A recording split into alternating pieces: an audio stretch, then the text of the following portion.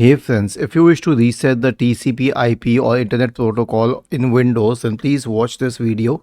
I will guide you through the procedure. The first solution is to run a command line which is netsh space int space IP space reset. So simply copy this one. It resets both the IP and the TCP protocol. So search for command prompt in the Windows search bar and click on run as administrator. Paste this command here and hit enter. Okay, it will mention resetting, okay, resetting, okay, and then you will have to restart your computer as well. Okay, but another way of resetting all these parameters, including WinSock, flushing the DNS, etc., is to perform a network reset. And you know what?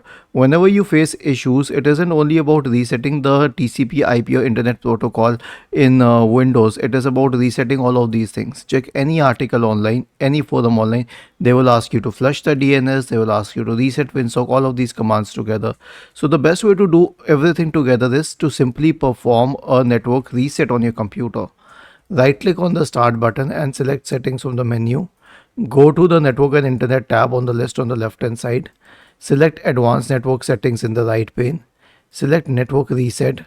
Click on reset now and then click on yes. Was this helpful?